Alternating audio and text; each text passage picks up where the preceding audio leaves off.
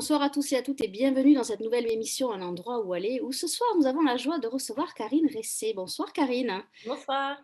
Et pour l'interroger tout de suite, je vous représente Nathalie Iris de la librairie Mots en Marge à la Garenne-Colombe. Bonsoir Nathalie. Bonsoir, bonsoir tout le monde. Alors ce soir, on reçoit Karine Ressé pour son livre qui est sorti en janvier, début janvier, qui s'appelle 3 mois et un jour aux éditions Flammarion. Je vais rappeler à nos amis participants que s'ils veulent poser des questions à Karine, c'est par mon intermédiaire et je me ferai un plaisir de venir vous les poser à la fin de votre entretien avec Nathalie.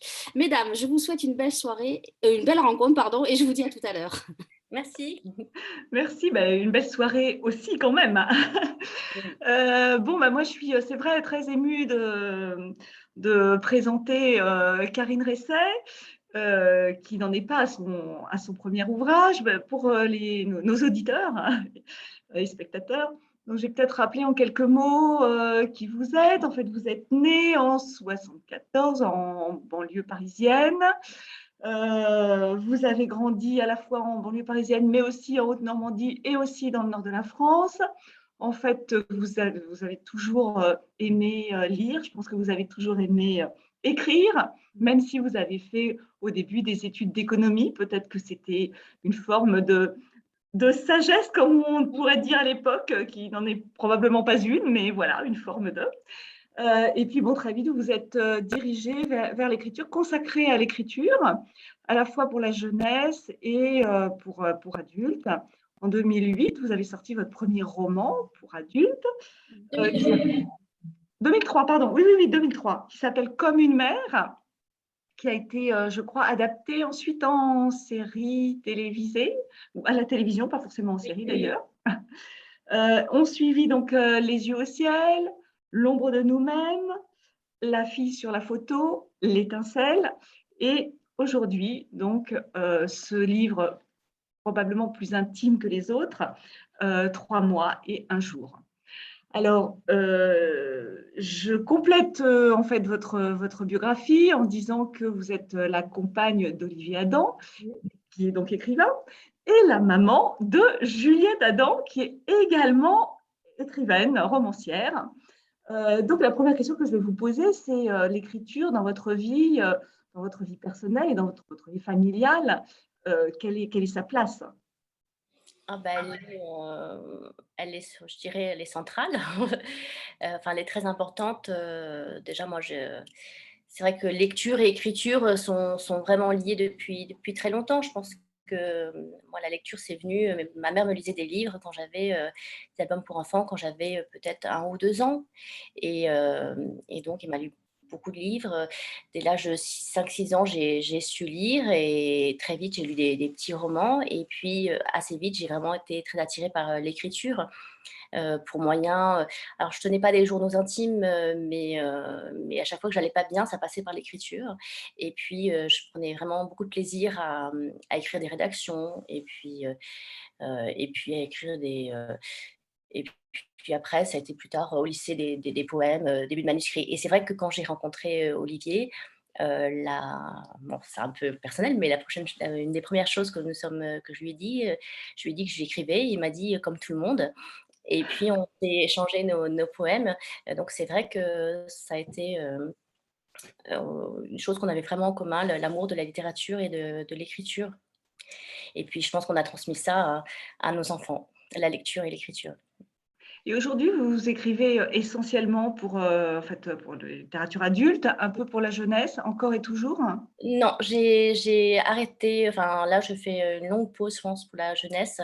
J'ai écrit, une dizaine de livres pour la jeunesse en assez peu de temps. Je pense que, voilà, j'avais été un peu au bout de ce que je voulais faire, même si ça me plaisait beaucoup et j'ai voulu me consacrer vraiment, à la littérature pour les plus grands. Maintenant, je m'y remettrai, sans doute. Alors, justement, la littérature pour adultes, enfin vos livres, vos romans sont, moi je trouve très, et ce qui en fait d'ailleurs la qualité et la beauté, tournent quand même beaucoup autour de l'intime, et de la psychologie des personnages, de l'atmosphère. Aujourd'hui, vous avez, si on peut dire, creusé ce sillon encore plus loin que possible, puisque le thème de votre votre livre, 3 mois et un jour, et donc l'histoire de votre petit frère qui est né qui est né un 3 janvier 1981 et qui est décédé le 4 avril 1981, c'est-à-dire au bout de 3 mois et un jour. Alors, on va en parler tout au long de la rencontre, effectivement, de pourquoi, de comment, mais c'est un livre que vous portiez en vous depuis longtemps. Est-ce que vous saviez que vous alliez écrire un jour sur ce drame? Alors, en fait, ce qui s'est passé, c'est que dès ma première tentative d'écriture, que je n'ai pas, menée bien loin, c'était, en 1re, j'avais l'idée bon, c'était d'une jeune fille qui se suicidait, bon, assez vite et donc après, elle allait faire un voyage à travers, différents mondes et notamment, sa première étape était le paradis où elle retrouvait, son petit frère mort, donc Loïc. Et puis en fait, après avoir écrit cette scène, je suis pas allée, j'avais fait tout un plan, mais je me suis arrêtée là. Et ensuite, dès mon très, très vite, hein, après dans les manuscrits vraiment que j'ai menés jusqu'au bout, donc j'avais 19, 20 ans, 21 ans. Dès le deuxième manuscrit, il y avait un personnage secondaire qui s'appelait une petite Karine, qui était très amie avec l'un des narrateurs et elle était très triste régulièrement parce qu'elle pensait à son petit frère Loïc. Elle avait une photo de lui dans son cartable, ce qui n'a jamais été mon cas.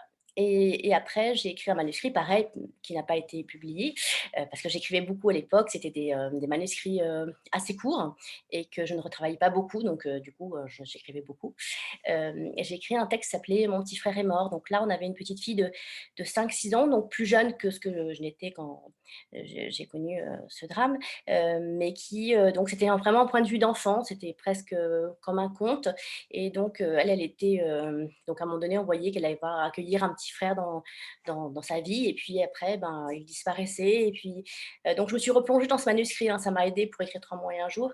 Et puis après, à 25 ans, là, j'ai entrepris en fait quelque chose de beaucoup plus sérieux, qui s'appelait, qui a eu différentes formes, mais qui s'est appelé «Autobiographie sans mon frère», qui n'a pas été publié non plus, mais qui a été un peu remarqué et en fait, ce qui m'a permis après d'être publié, je pense. Et là, en fait, c'était pas un roman, c'était une sorte de journal d'écriture où sur 3-4 saisons, enfin 3 saisons, je crois que c'est automne, hiver, printemps. Et j'avais 25 ans, donc je disais en fait comment c'était de vivre au quotidien sans mon petit frère, comment sa présence, comment il était encore très présent dans ma vie et comment il pouvait ressurgir le jour de son anniversaire ou à d'autres occasions.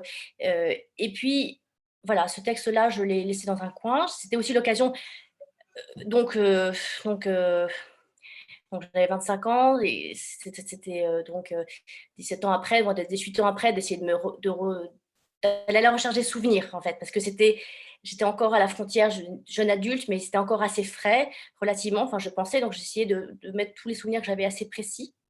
Et puis, après, j'ai mis ça dans un coin. Et puis après, j'ai écrit un texte pour la jeunesse à l'école loisir qui s'appelait «À peine un peu de bruit».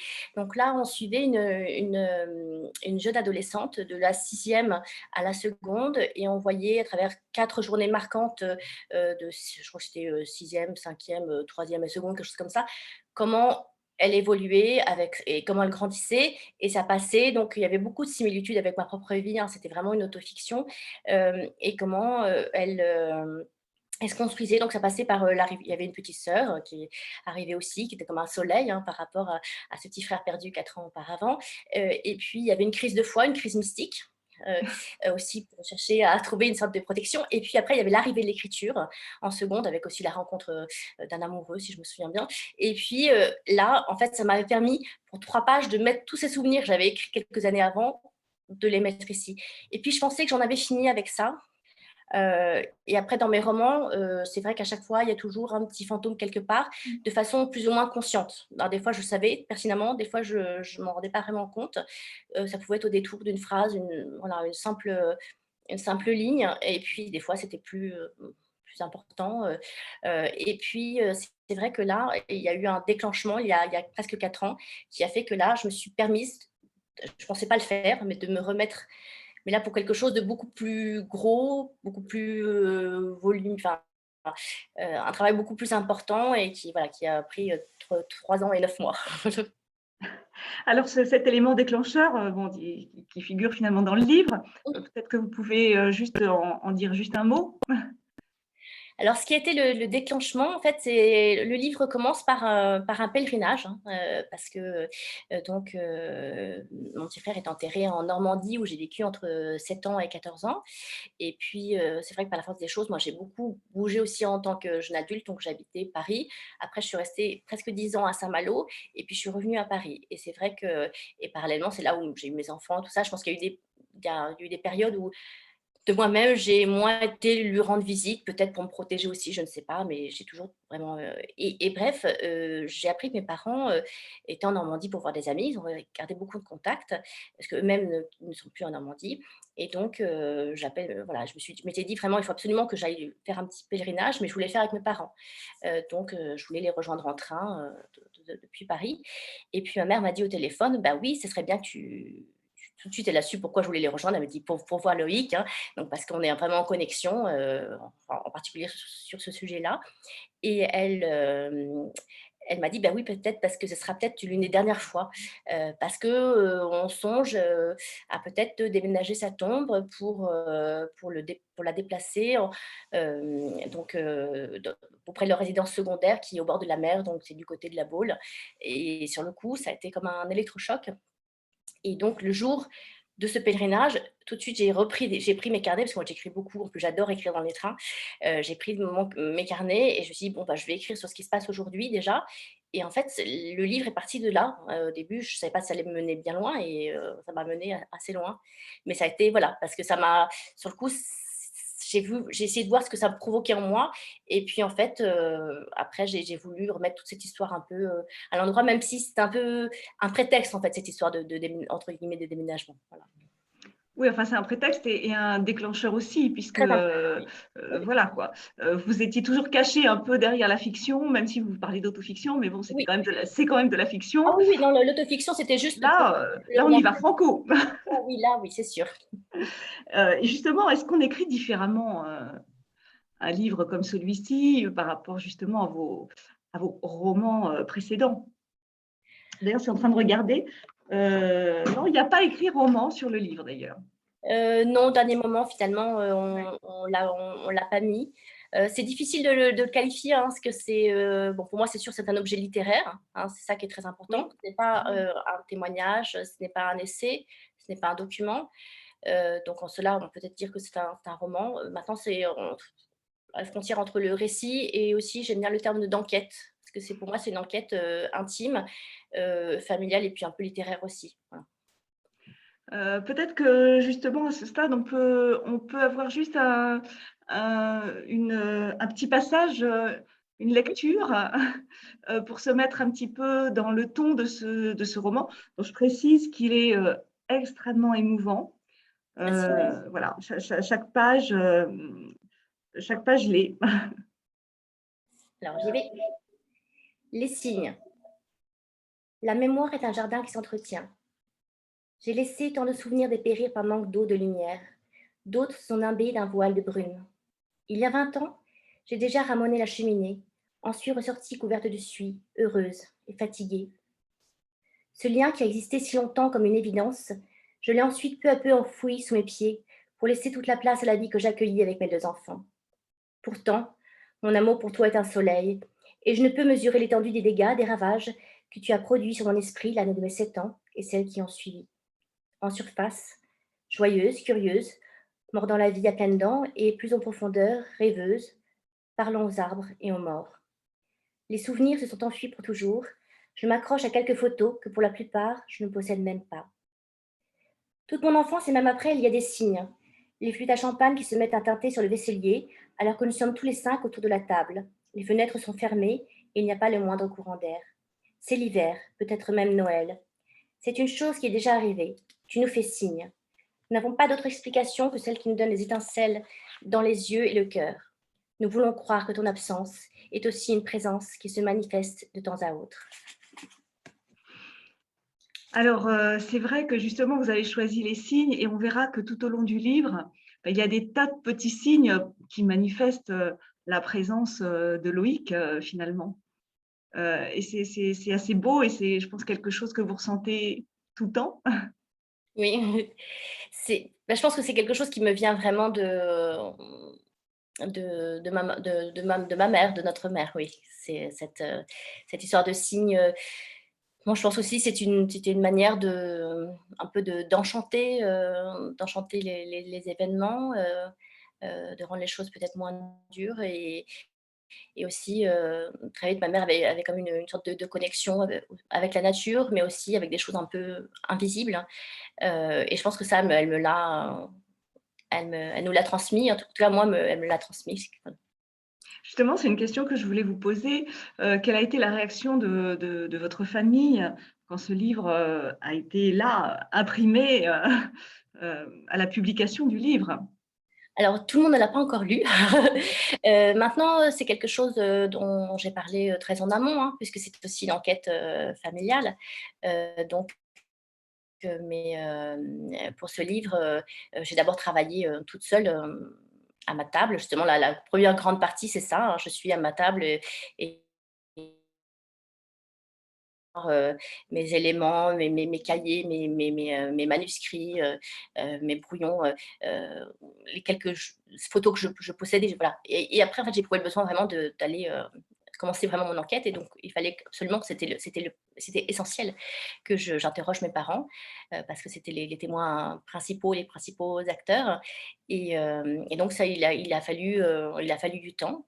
Et puis après, non seulement ils ont répondu à toutes mes questions de façon très généreuse, mais aussi ils m'ont ouvert leurs archives, hein, et même quand je pensais qu'il n'y avait plus rien, pendant le confinement, ils étaient un peu coincés, enfin, coincés dans leur grande maison, leur jardin. Ils ont fait un peu le tri. Ils m'ont retrouvé tous les 2 jours. Ils retrouvaient un nouvel élément et c'était presque magique. C'était du coup une entreprise un peu collective. C'est vrai qu'après, je leur ai fait lire quand même le livre lorsqu'il était en épreuve, donc avant la publication, quand même, pour pas qu'ils aient de mauvaises surprises. Et puis, bon, c'était des petits détails, parce que c'est quand même, ce sont presque les personnages principaux du livre avec moi et Loïc. Donc, voilà, quand que je m'étais un peu, éventuellement, c'est pas tout à fait exact. Voilà, ils avaient leur petit point, mais c'était vraiment à la marge, hein. Mais donc, et puis, voilà, puis il y a Tanguy, mon frère, qui a 3 ans de moins que moi, qui l'a lu aussi, mais les autres, pour l'instant, ils n'ont pas encore lu. Ou alors ils l'ont lu, ils ne l'ont pas dit. Ah, peut-être, oui. C'est Oui, encore tout oui, c'est récent, vrai. hein. Et alors, justement, quand on met point final à un tel livre, j'allais dire, comment est-ce qu'on se sent finalement? Est-ce qu'on C'est se sent, enfin, ma question va plus loin d'ailleurs, est-ce qu'on se sent différent de quand on met un point final à vos romans précédents? En fait, c'est un livre, contrairement à un roman où on sait à peu près quand est le point final. D'ailleurs, souvent, moi, quand j'ai une idée de roman, j'ai le début, et puis, j'ai à peu près la trame et assez vite, je connais la fin. Même des fois, j'ai écrit la fin avant même d'avoir écrit, ce qui se passe avant. Tandis que là, c'est un livre qui s'est écrit, au fil du temps, de manière assez, chronologique. Et en fait, à un moment donné, il fallait dire: «Stop, c'est fini», parce que j'aurais pu le continuer depuis que j'ai signé, que le BAT a été, voilà, que le livre a été parti à l'impression. Il y a eu des nouveaux éléments, des petites choses. Je me suis dit: «Ah bah ça», parce que en fait, c'est sans fin. Et à la fois, j'étais contente du travail accompli. Voilà, oui, et en même temps aussi, aussi peut-être soulagée aussi, parce que c'était à la fois, à un moment donné, il fallait aussi que ça s'arrête. Et ce qui est marrant, c'est que, à l'âge de 25 ans, quand j'ai écrit, ce manuscrit qui s'appelait «Autobiographie sur mon frère», qui était pourtant sur 9 mois et beaucoup plus court, hein, c'était très, très court. Et à la fin, je disais: «Ah, je ne veux pas finir ce livre, je ne veux pas finir, j'arriverai pas à finir». Et pareil, là, en fait, je voulais pas finir, je voulais rester, et en même temps, il fallait que je le laisse pour pouvoir, vraiment, hem, oui, pouvoir un peu me délester. Voilà, c'est un peu. Mais aujourd'hui, donc vous êtes, oui, vous êtes délesté, mais et vous Un peu, sentez au un peu, un peu. enfin, Oui, enfin, vous sentez que c'était le livre qu'il fallait que vous écriviez peut-être pour passer à autre chose? Enfin, Oui, autre chose, en tout cas, voilà, dans votre œuvre? tout à fait. Là, il fallait, je pense que c'était le bon moment. Je me suis rendu compte, pas tout de suite. Donc il y a eu ce prétexte des déménagements, mais assez vite, en fait, je me suis aperçue que j'avais 44 ans quand j'ai commencé. Après, assez vite, j'ai eu 45 ans. Je me suis dit: «Oh là, 45 ans, en fait, c'est là, je crois qu'avait Annie Ernaux quand elle a commencé à écrire Les années».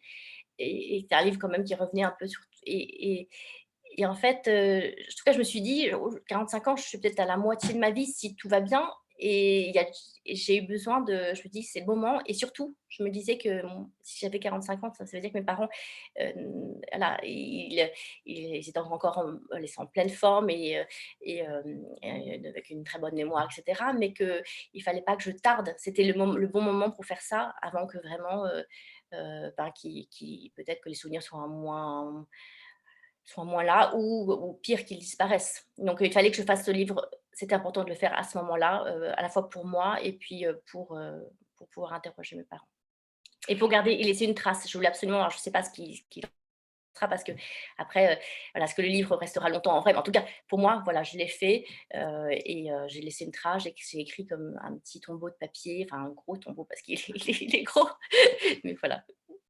Mais justement, c'est drôle que vous parliez de Annie Ernaux parce que et enfin des années en particulier, parce que c'est vrai que les années, c'est écrit comme ça un peu sous forme de paragraphes, qui voilà, qui s'enchaînent les uns les autres et je voulais aussi vous interroger sur la manière, la construction de ce livre et alors c'est pas des petits paragraphes, mais ce sont des petits chapitres en fait, et finalement ça il y a quelque chose quand même d'Annie Ernaux dans cette, construction.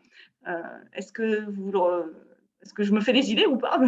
Et ben, je pense que c'est de façon, tout à fait, inconsciente, de façon infuse. Maintenant, j'étais quand même j'ai pas vraiment relu beaucoup Annie Ernaux, mais pendant que j'écrivais le livre, mais par contre, j'ai relu des interviews, parce qu'en fait, au début, ce livre, enfin, il aurait pu être 3 fois plus gros parce que je voulais me nourrir avant justement de pouvoir aller vraiment interroger mes parents et avoir accès aux archives familiales. J'avais vraiment le besoin non seulement d'être avec mes souvenirs, mais j'avais besoin d'essayer d'être entourée, et d'entourer, c'était entourée d'auteurs, donc à la fois de récits ou de romans qui pouvaient parler, de la perte d'un bébé, notamment, ou de la perte d'un enfant, mais aussi, j'avais besoin de lire des livres sur la mémoire, sur les souvenirs, et donc et ce qui est marrant, c'est que bon, mon 1er livre publié, donc en 2003, c'était un livre vraiment qui est très à part dans mon œuvre, entre guillemets. Il Oui, s'appelle L'inattendu, et L'inattendu, donc c'était un carnet, que j'ai tenu, un carnet littéraire, hein, parce que je voulais vraiment que ce soit pareil, pas pareil. Donc ça fait vraiment le pont avec 3 mois et 1 jour. C'était assez court, c'était édité au Rouergue, et L'inattendu, ça racontait, en gros, l'attente d'un enfant, qui était l'attente de Juliette. Et donc, comme en fait, j'avais ce projet, en tête, d'ailleurs, j'en avais parlé à Sylvie Gracia, quand qui avait lu Autobiographie sans mon frère, qui ne l'avait pas édité, mais qui m'avait dit: «Quand même, il y a quelque chose», qui avait souhaité me rencontrer, et cetera. Et moi, j'avais dit: «Ah, j'ai cette idée, quand j'attendrai un enfant, je tiendrai un carnet», voilà, je sais pas et elle m'avait dit: «Ah, ça m'intéresse». Donc simplement, j'avais commencé avant parce que je n'arrivais pas à tomber enceinte. Donc je dis: «Bon, je commence le carnet», et cetera, et ça fait vraiment le pont parce que dans ce carnet, il y avait si j'ai écrit ce carnet, c'est parce que je ressentais de la peur. Donc et c'était dans une veine très autobiographique, très carnet, très intime. Heu je crois et si j'avais peur, c'était par rapport, ça renvoyait évidemment, à Loïc. Voilà, donc et donc à l'époque, j'avais envoyé ce livre, à Annie Ernaux, et elle m'avait renvoyé une petite carte, vraiment très gentille, et là, 3 mois et 1 jour, je lui ai envoyé aussi, donc presque 20 ans après, parce que mes autres livres, je pensais que celle-là, ça n'allait pas forcément l'intéresser, mais celui-là, je dis: «Je ne peux pas faire autrement», et donc elle n'a pas encore lu, mais elle en a accusé réception de façon aussi charmante. Donc, donc oui, je me sens une connexion pour ma veine. Donc je pense que j'ai plusieurs veines, mais que même dans ma veine la plus romanesque, parce que j'ai toujours une veine, enfin, je peux avoir une veine extrêmement romanesque, même, peut-être que même des fois je vais un petit peu loin, mais toujours, en fait, je mets beaucoup d'intime dedans, parce que je mets toujours des choses très personnelles dans chacun de mes livres, dans chacun de mes personnages. Mais alors justement, cette forme de chapitres très courts, parce qu'ils font à peu près, disons, 2-3 pages maximum, vous aviez ça en tête en commençant à écrire ou pas du tout? Ou comment ça vient? Parce que c'est très différent justement. Alors, c'est venu vraiment en cours de route, parce que je je pense que chaque chapitre correspond à peu près à une séance d'écriture. Voilà. Sachant que j'écris souvent, dans des carnets, et après je recopie en écoutant de la musique, et cetera. Et après, il a fallu que j'organise un peu mes chapitres. Enfin, ce que j'appelle donc c'était pas des chapitres à ce moment-là, c'était mes séances d'écriture, on va dire.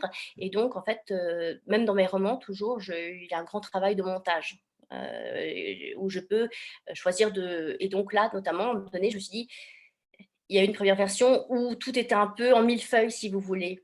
Et là, à un moment donné, il a fallu que j'ai fait du rangement et donc j'ai dit: «Bon, déjà, je commence». Bon, il y a, le préambule, le pèlerinage, l'impulsion, je présente le livre, ce que va être le livre, a priori. Et puis après, voilà, l'acte 1, c'est en gros, c'est une sorte d'autobiographie sur mon frère, Ouais. simplement, de l'âge de 0 à 45 ans, en gros. Et puis après, il y a l'enquête. Voilà, donc j'ai essayé d'organiser et assez vite, en fait, je me suis dit, pour moi, rien que pour moi, pour m'y retrouver, je me dis: «Ces petites séances d'écriture qui correspondent à des chapitres, eh ben, il faut que je leur mette des titres». Parce qu'en fait, c'était très facilement, résumable en un titre, et donc moi, ça me permettait d'organiser, et je pense que ce qui permet aussi que ce soit aussi, ce soit un peu digeste comme livre. Ça peut être un gros livre, je pense que du coup, c'est peut-être plus fluide, grâce à ces courts chapitres et à ces titres. Oui, c'est plus fluide et puis bon, bah, je sais que moi, en préparant la rencontre, évidemment, je l'ai d'abord lu, d'une traite et puis ensuite, bah, je suis revenue et c'est un livre, en fait, dans lequel on peut aussi, picorer finalement. Chaque texte peut presque être lu, individuellement, en fait, même si évidemment, on parle d'un enfant, mais est-ce que vous êtes d'accord avec cette idée de picorer dans le Ah texte? oui, oui, oui, on a le droit, on a tous les droits. Le lecteur a tous les droits. Alors je me demandais aussi justement en lisant et bon évidemment c'est votre histoire, c'est votre histoire familiale, mais je me suis demandé notamment, à un moment enfin de la page 205 là, vous parlez d'un spécialiste, une spécialiste pédiatrique qui a osé dire non à notre sœur pour dire: «Non, ce n'est pas votre histoire, l'histoire de Loïc n'est pas votre histoire». Évidemment, vous vous insurgez en disant: «Mais si, c'est notre histoire, c'est l'histoire de notre famille». Et donc, je me suis demandé peut-être est-ce que vous aviez envie aussi de passer un message finalement au lecteur qui aurait été aussi confronté à un décès comme ça, soit de mort subite du nourrisson, soit d'un enfant. Est-ce qu'au-delà de votre propre histoire, vous vous êtes dit, bah, ce texte peut servir à d'autres, en fait? C'est ça ma question. Alors, je me le suis pas dit comme ça. Maintenant, c'est vrai que je me suis rendu compte, que justement il existe une littérature, du deuil, notamment, et donc d'ailleurs je vais peut-être la lire, hein, c'est, une phrase d'Olivier, heu, de Jérôme Garcin. Le livre s'appelle Olivier. «Je crois à la secrète communion de tous ceux qui ont perdu un être chéri, plus particulièrement un enfant, et que relie une abondante littérature de l'infortune. Elle repose sur une illusion capitale. Chaque expérience du deuil est unique, irréductible, en apparence incomparable, et pourtant, dès qu'elle est couchée sur le papier, elle devient universelle. Chacun de nous peut s'y reconnaître». Voilà, ça c'est une des phrases heu, cette phrase m'a guidée, et du coup m'a légitimée, enfin, m'a donné une sorte de légitimité à vouloir, non seulement écrire ce livre, mais à vouloir, faire en sorte qu'il existe vraiment et qu'il soit lu. Et puis, par exemple, là, je vais envoyer, mon livre à une association qui s'appelle Naître, et vivre, qui travaille, sur l'information, la prévention et aussi le soutien dans le cadre de la mort subite du nourrisson. Parce que justement, bon, je pense qu'effectivement, peut-être qu'il peut aider peut-être à ça. Il peut aider des gens peut-être, mais voilà, toute proportion gardée. Hein. Bah, enfin, oui, moi, personnellement, je pense qu'il peut aider des gens.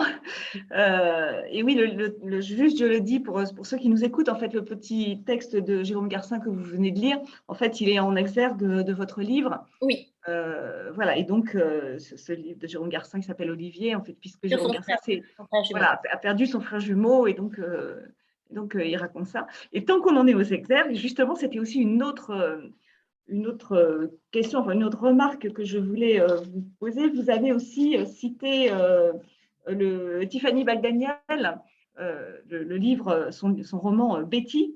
Oui. Euh, donc, quand quelqu'un vous demandera combien de frères vous avez, n'arrêtez pas d'inclure Trustat sous prétexte qu'il est mort. Et ça aussi, peut-être, dans votre livre, c'est ce que vous arrivez à rendre, c'est-à-dire qu'effectivement, vous n'êtes pas deux, vous êtes trois. Oui, enfin, on est plus que ça. En fait, Oui, enfin, on est beaucoup. Mais c'est vrai que, de toute façon, voilà, moi, quand on me demande, d'ailleurs, je commence un peu ça dans le livre, là, quand on me demande combien avez-vous de frères et sœurs, combien as-tu de frères et sœurs, eh bien, voilà, je n'oublie jamais. Voilà, je dis dans l'ordre et je ne l'oublie jamais parce que, bah, pour moi, c'est, voilà, sous aucun prétexte, je n'oublierai de le citer. C'est très important pour moi. mais c'est vrai que enfin, c'est peut-être plus difficile de l'entendre que de le dire. Sûrement, Euh, de recevoir, oui, oui. voilà, Oui, de le recevoir. tout à Mais fait. parce que du coup, la personne en face, bon, elle sait pas trop quoi dire.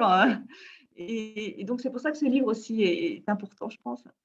Bien Et sûr. justement, tout en parlant, donc puisqu'on en vient à la fratrie, et on a parlé tout à l'heure des symboles, des petits symboles, il y a justement des espèces de complicité, notamment avec votre frère, sur les petits symboles, les petits oiseaux. Vous pouvez nous parler des petits oiseaux? Alors, les oiseaux, en fait, ça a commencé, donc moi j'adore les oiseaux, donc en plâtre, en bois, enfin là j'en ai pas sous les sous la main, mais voilà, donc j'en fais pas collection, mais dès que j'en vois un joli, je l'achète et en fait, c'est parce que, l'année, donc au printemps 82, j'ai fait un voyage avec mes parents, en Italie, en Toscane et on a acheté un très joli oiseau en albâtre blanc, qu'on a ramené et qu'on a mis sous la tombe de Loïc. Donc je ne l'ai pas précisé, mais c'est aussi pour ça que j'étais un peu préoccupée par cette histoire éventuelle de déménagement. C'est que c'est une tombe qui ressemble, qui est un jardin. Voilà. C'est une tombe végétale. Il n'y a pas du tout de, voilà, c'est pas, enfin c'est pas du marbre. Il y a des fleurs. Il y avait des fleurs. Maintenant c'est plutôt du lierre. Il y a un petit sapin. Il y avait un rosier. Enfin, il a beaucoup évolué avec le temps.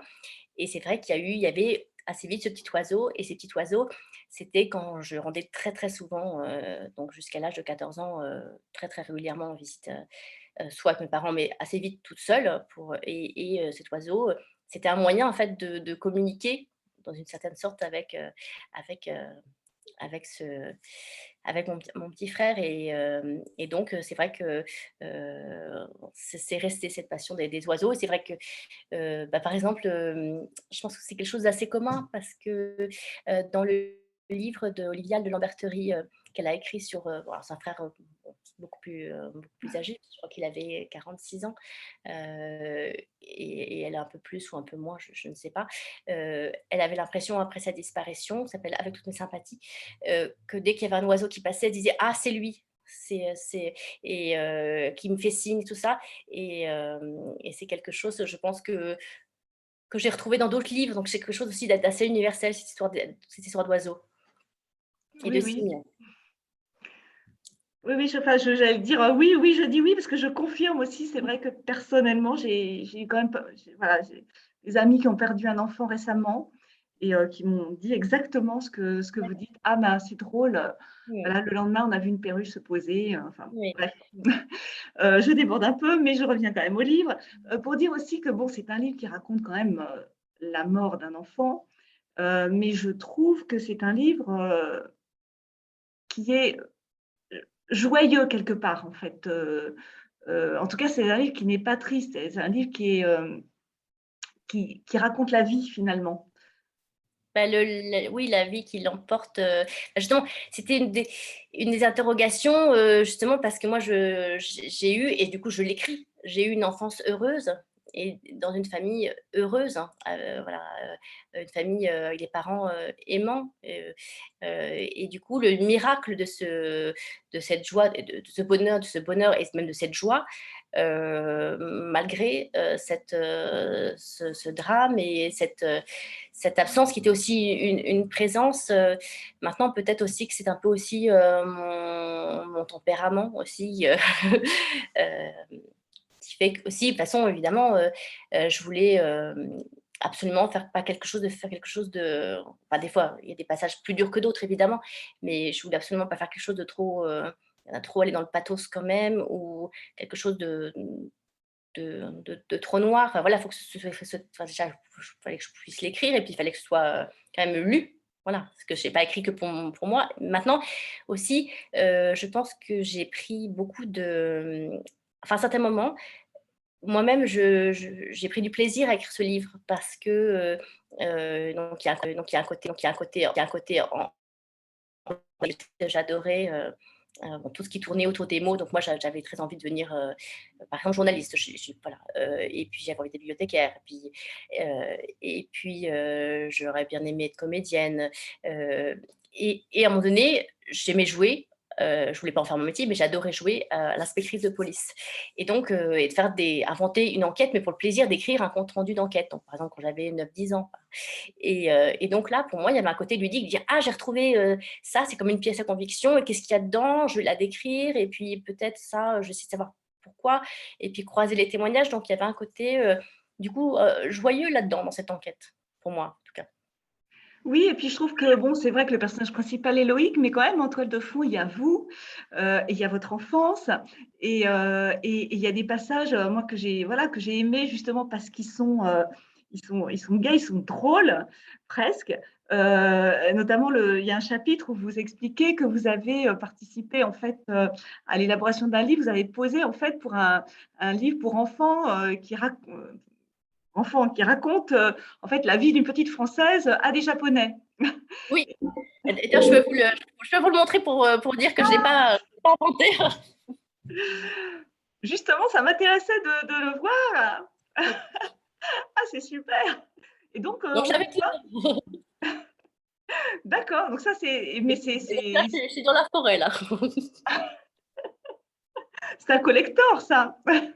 Ah oui, ah oui, parce que ça a été édité donc au Japon donc c'était une collection de documentaires sur les enfants du monde entier, et par un concours de circonstances un peu bizarre, je me suis retrouvée à représenter la France, et le livre ne s'appelle pas Karine la petite française, mais Karine la petite normande, puisque j'étais habitée en Normandie. Et alors j'étais très très contente d'accepter ce projet. Bon, déjà peut-être parce que j'aimais bien être prise en photo à l'époque, hein, je ne sais pas, mais en tout cas parce que c'était une maison d'édition japonaise, et moi, je rêvais depuis toujours d'aller au Japon. Et je me dis peut-être que on va m'inviter au Japon, c'est quelque chose qui ne s'est pas fait. Et donc, cette connexion au Japon, c'est parce que mon père était joueur de Go. D'ailleurs, il s'y est remis.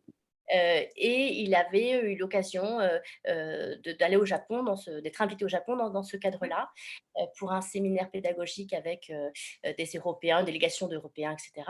Et il a tellement adoré que un an après ou 2 ans après, il est retourné avec ma maman, et il est parti 3 semaines là-bas. Et c'est là, au Japon, que ma mère s'est rendue compte qu'elle était enceinte de Loïc, et elle lui a annoncé sur le vol du retour. Et donc, et même moi, pendant longtemps, je me suis dit: «Ah, en fait, c'est là-bas qu'il a commencé à être», et alors ça peut-être pas, je sais pas, en tout cas, c'est là-bas qu'elle a su, et donc il y a même des photos, donc dans les albums, parce que mes parents ont beaucoup d'albums photos, où elle est dans un de ses temples préférés, de Kyoto, et je sais, enfin, quand je vois cette photo où elle est de dos, et je sais que en fait là, elle attendait Loïc, et ce lien, cette envie d'aller au Japon, et que j'ai pu passer dès 2005 3 mois au Japon grâce à, à Olivier qui avait obtenu une bourse à la Villa Kujuyama.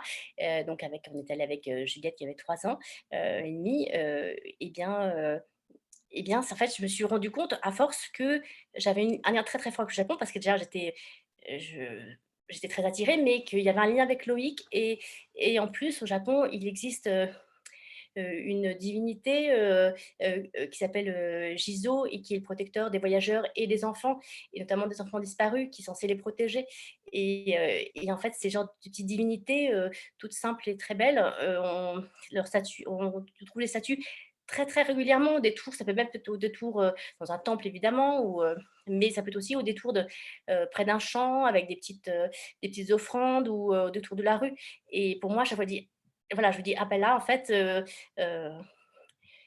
Heu, oui, c'était je vraiment quand je donc j'ai oublié la question de départ, mais bon. Non, c'était juste, bah, on a dévié en fait, en partant du Oui, Japon, mais voilà, vous avez devancé mon voilà. autre question parce que Mais voilà pour dire que c'est Carré la petite Normande, donc j'étais très contente de participer. Maintenant, ça m'a tiré beaucoup d'ennuis, parce que, le photographe était venu, passer, une matinée, à l'école et moi j'étais toute contente et cetera et puis en fait après, on s'est moqué de moi pendant tout le reste de l'année scolaire parce que je pense que tout à coup, bah, je sais pas, comme si j'avais voulu faire mon intéressante alors c'était pas du tout mon intention et voilà, ça m'avait trop différenciée des autres, je sais pas et en même temps, je crois que j'ai voulu toujours être, moi-même donc en même temps, bon, bah, j'étais comme ça, c'est tout. Mais bon, c'est ah, vrai que bon. c'était bah, oui, enfin, je pense que vous représentiez très bien la France et la Normandie en particulier mais c'est drôle cette connexion effectivement avec le Japon et puis, bah, Oui. le hasard qui fait que, des années plus tard, vous retournez là-bas, quoi, hein. Ah bah, de toute façon, je voulais absolument, y aller d'une façon ou d'une autre, donc c'est vrai que dès qu'il y a eu la possibilité, heu, voilà, ça s'est fait via Olivier, mais que, moi j'étais vraiment derrière parce que je voulais absolument avoir l'occasion d'y aller et j'ai eu la chance en plus d'y retourner de nombreuses fois et je suis vraiment amoureuse de cette ville, Kyoto, c'est là, ça fait longtemps, voilà, c'est un peu compliqué ces dernières années et en plus c'est quand même très cher. Oui, Là, de toute façon, c'est fermé, voilà, on peut pas. mais vous n'avez jamais eu envie d'écrire sur le Japon en fait, Alors j'ai écrit un livre jeunesse Ouais. qui s'appelle, Loin des yeux et qui se passe d'ailleurs j'ai écrit donc, je sais pas quand est-ce qu'il est sorti, mais j'avais commencé à prendre des notes justement, lors du premier séjour en 2005 et donc c'est une jeune fille, alors je crois qu'elle doit avoir 15-16 ans qui accompagne son père, qui est historien et qui justement qui va à la Villa Kujiyama avec leur petite sœur et pendant que la mère est restée en France et puis donc et d'ailleurs oui, donc tout ce que j'ai mis beaucoup de choses, c'est un livre pour moi qui était très important parce que tout mon amour du Japon, des petites choses, des petits détails, j'ai pu le mettre dans ce livre-là.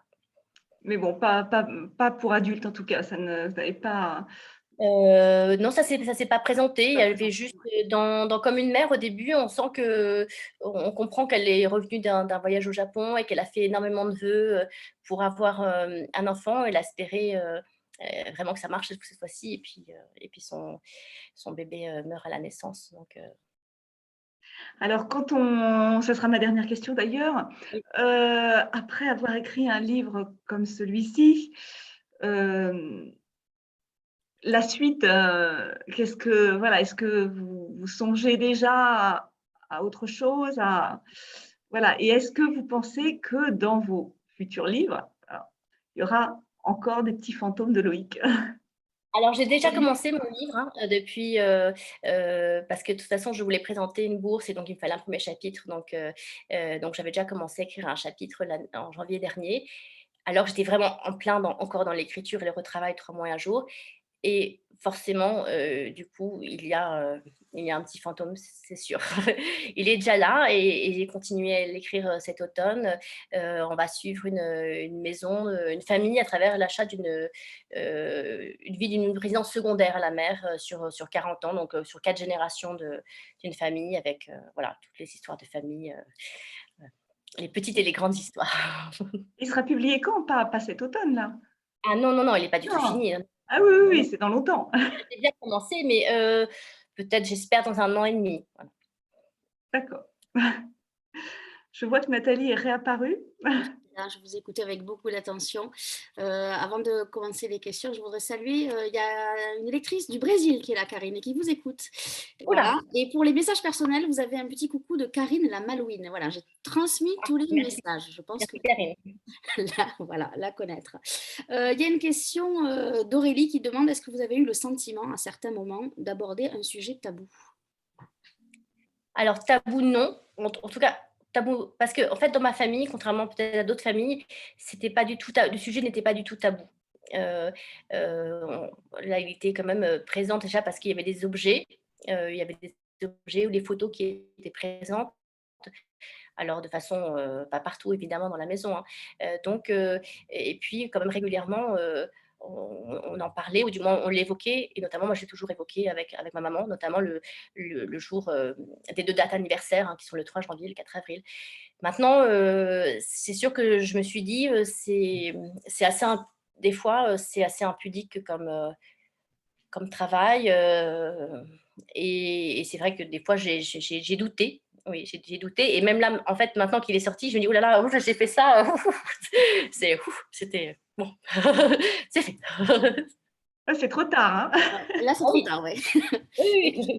Justement, comment on travaille avec une éditrice sur une thématique comme celle-ci? Ça a été compliqué pour elle et pour vous? Ou il n'y a pas eu Ah de... bah, je connais très bien, mon éditrice, et en fait, quand j'ai très, très en amont, j'ai vraiment eu des doutes sur le fait: «Est-ce que je continue ou pas? Est-ce que c» Elle m'a dit: «C'est ton prochain livre». Donc alors que j'avais à peine, enfin j'avais déjà bien commencé, mais en fait ça représentait pas grand-chose par rapport à, et elle m'a dit: «Non, c'est ton prochain livre, il faut le faire». Je lui ai dit: «D'accord, mais est-ce que toi tu voudras le publier? Enfin s'il est bien?» Elle m'a dit: «Oui», et donc là ça m'a j'avais, c'était très important de savoir que ça me menait quelque part, que j'étais soutenue. Et puis quand je lui ai montré une première version du texte qui était très touffue, très justement, façon millefeuille, et puis après, voilà, c'était tout, voilà, et c'était vraiment trop, ça faisait peut-être, ça faisait le double, un peu plus du double. Donc, c'était pas possible en plus sur un sujet pareil, et en plus en ce moment comme c'est déjà compliqué la littérature, d'arriver avec un, et donc elle m'a dit: «Non, il faut rester, sur l'essentiel», et puis, c'est moi, et puis on a essayé d'un peu réorganiser, d'un peu clarifier, que ce soit le plus clair possible, et le plus centré possible. Alors, il y a un message de Eve qui vous demande, est-ce que vous pouvez redonner le titre du livre pour enfants et est-ce qu'on peut le trouver encore en librairie? Le titre, Donc celui sur le Japon? je pense que c'est celui-là, si Eve nous entend, C'est voilà. Loin des yeux. Loin des yeux. Par contre, alors lui, je pense qu'il est encore en librairie, mais enfin en librairie, en tout cas, trouvable quelque part. Ouais. Et puis par contre, à peine un peu de bruit, le texte que j'avais écrit justement, sur un petit frère mort, qui était mon roman jeunesse, lui par contre, il n'existe plus, et ça fait partie des raisons pour lesquelles j'ai vraiment tenu à continuer celui-là, parce que ce livre que j'avais déjà écrit, voilà, il ne fait plus partie du catalogue de l'école des loisirs. Donc à un moment donné, je dis: «Bah, de toute façon, il faut que j'en fasse à nouveau alors», même si c'est très différent, rien à voir, mais heu, Peut-être qu'on peut le trouver en bibliothèque, c'est possible. oui, je pense qu'on peut le trouver en bibliothèque, tout à fait. C'est un clin d'œil à nos amis bibliothécaires. Oui, oui, Donc bien sûr, Eve c'est vous pas remercie aussi pour votre belle rencontre ce soir, donc c'est pour toutes les 2 dames, merci. toujours très enrichissante, donc voilà. Il y a un lecteur, je crois que c'est Pierre, qui dit: «Il n'y a pas de nom pour nommer l'enfant disparu alors qu'on dit qu'on Oui. est orphelin». Est-ce que vous avez un mot pour dire que est-ce qu'il y a un mot pour dire que qu'on n'a pas Alors de... là, en fait, c'est un mot qui existe dans d'autres langues. Maintenant là, notamment en hébreu, même dans pas mal de langues, mais moi j'ai non, j'ai C'est vrai pas que de ça mot qui n'existe en plus, pas. j'ai pas C'est vrai que... révisé. Mais c'est vrai Alors, que ça manque vraiment la langue française. ouais. Valérie, vous avez écouté avec beaucoup d'attention et se demande est-ce qu'un jour on verra Karine Ressé sur le domaine policier, puisqu'elle adore les enquêtes. Eh bien, alors domaine policier, je ne pense pas. Maintenant, il y a des fois des dimensions un petit peu de l'ordre du thriller psychologique, Mhm, ouais.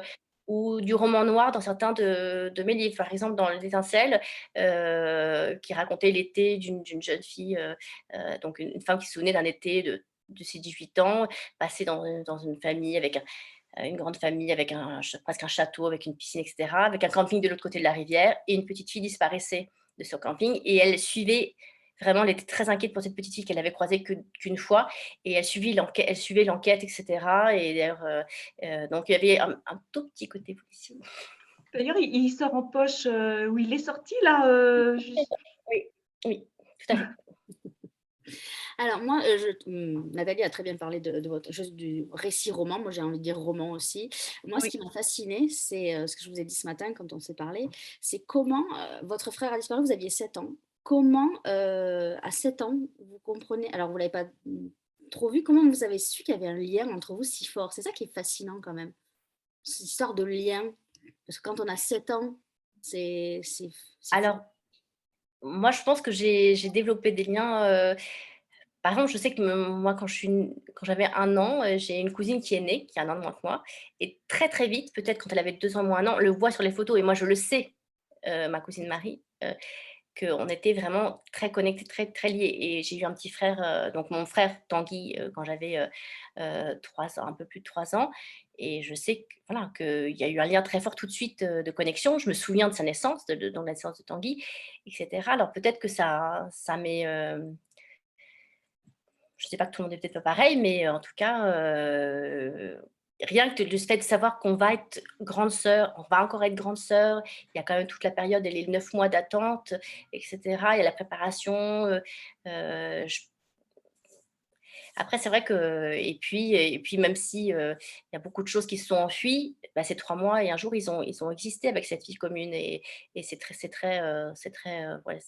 quand même présent. Et puis après, bah, le lien, c'est surtout constitué avec du coup, ce qui est devenu comme un petit ange, un petit fantôme qui m'accompagnait, mais de façon très bienveillante, pas de façon pesante la plupart du temps. Vous avez cité tout à l'heure le livre d'Olivia de Lamberterie. Alors, effectivement, c'était un corbeau, elle, Olivia. C'est vrai qu'on Oui. pourrait dans la même veine de ces livres qui peuvent aider nos amis lecteurs quand ils sont. C'est vrai que celui d'Olivia était très pratique. Il y avait Joanne Didion Très aussi bon. qui était très bien aussi, la pensée magique.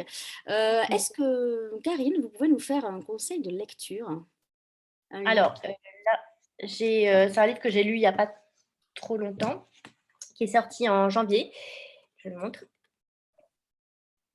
Laurence C'est Tardieu. Laurence Tardieu, d'une aube à l'autre. Donc, alors moi, j'aime beaucoup lire des romans, hein, mais là, c'est un récit qui se termine très bien. Mais c'est aussi, je vous lis le résumé. Le 17 mars 2020, alors que la France entrait en guerre contre le Covid, la déclaration de guerre pour notre petit garçon, son père et moi, s'est faite au sein du service des urgences d'un hôpital parisien pour enfants. En quelques heures, nous avons été éjectés de notre vie et projetés dans un nouveau monde. Nous y sommes restés 158 jours.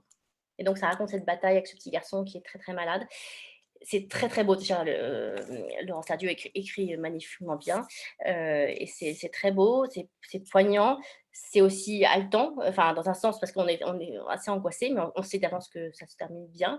Mais c'est dur, et il y a des choses très belles, très émouvantes. Et à la fois, c'est aussi, enfin, du coup, c'est assez lumineux aussi. Donc, c'est aux Mais éditions Stock. Et Je me donc, trompe édition pas. Stock, oui, tout à fait. et c'est vrai que je confirme que Laurence Tardieu écrit, elle a vraiment très belle plume dans le registre de l'intime.